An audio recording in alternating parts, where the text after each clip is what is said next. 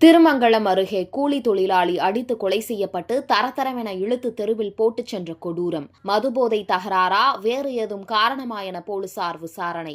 மதுரை மாவட்டம் திருமங்கலம் அருகே வில்லூர் கிராமத்தைச் சேர்ந்த மாரியப்பன் மகன் சிவா 28 கூலி தொழிலாளியான சிவாவிற்கு திருமணமாகி 1.5 வயதிலும் 1.5 மாதத்திலும் 2 ஆண் குழந்தைகள் உள்ளன. இந்நிலையில் நேற்று இரவு வீட்டை விட்டு சென்றவர் வெகு நேரமாகியும் வீடு திரும்பவில்லை. இந்த நிலையில் வில்லூர் செட்டியார் தெரு பகுதியில் இரத்த வெள்ளத்தில் ஆண் சடலம் ஒன்று கிடந்ததைக் கண்டு அப்பகுதி பொதுமக்கள் அதிர்ச்சியடைந்து வில்லூர் போலீசாருக்கு தகவல் தெரிவித்தனர். தகவல் அறிந்து வந்த போலீசார் இறந்து கிடந்த நபர் குறித்து விசாரணை மேற்கொண்டதில் இறந்தவர் கூலி தொழிலாளி சிவா என்பது தெரியவந்தது. அதை அடுத்து உறவினர்களுக்கு தகவல் தெரிவிக்கப்பட்டது. தொடர்ந்து போலீசார் நடத்திய விசாரணையில் அதே பகுதியில் உள்ள செல்லப்பாண்டியன் என்பவரது வீட்டில் சிவா உட்பட 3 பேர் இரவில் மது அருந்தியதாக சொல்லப்படுகிறது. அதில் அவர்களுக்குள் நடந்த தகராறில் அடித்து கொலை செய்யப்பட்டிருக்கலாம்.